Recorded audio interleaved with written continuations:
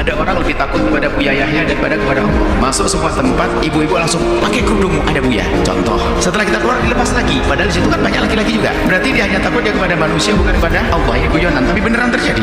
Bagaimana akan menjadi seorang mukmin sejati, mukmin yang sesungguhnya, orang yang mencari keridhaan manusia tapi dengan cara membuat murka Allah. Biarpun dia beriman, terkeropos, ternodai imannya, dia mencari ridha manusia hingga membuat Allah murka. Dimulai dari seorang suami mencarikan rezeki yang haram demi istrinya tapi melanggar Allah. Maka dari itu, jangan sampai kita mencari ridhonya manusia membuat murkanya Allah.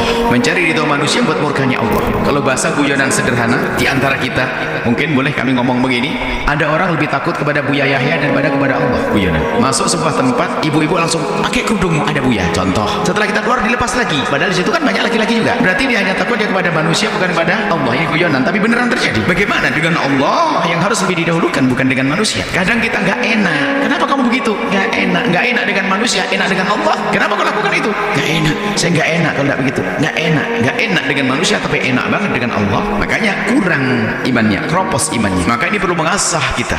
Kalau kita ingin membuat ridho manusia, pasti Allah tidak murka.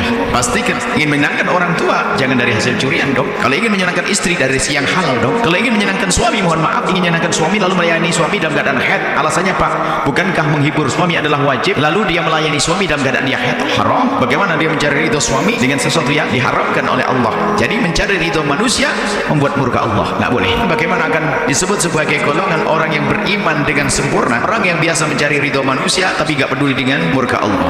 Mungkin kalau kita bisa sambungkan, jika itu amal baik, cuman itu kan kejelekan. Itu kan kejelekan. Kebalikannya amal baik. Kalau amal baik modelnya apa orang begitu? Riya. Berbuat baik dilihat manusia, bukan dilihat oleh Allah. Cuman ini dosa. Ada dosa, ada amal baik. Jika amal baik ingin disanjung manusia, bukan ingin disanjung Allah, namanya riya. Tapi ini ada jenis dosa, tapi dosa kepada Allah mencari ridho manusia, menunjukkan kalau dia agak kenal Allah, makanya dianggap tidak sempurna imannya. Maka ayo kita latih di rumah kita. Dan yang seperti itu banyak terjadi pada kita. Maka kita harus pandai mengoreksi diri kita.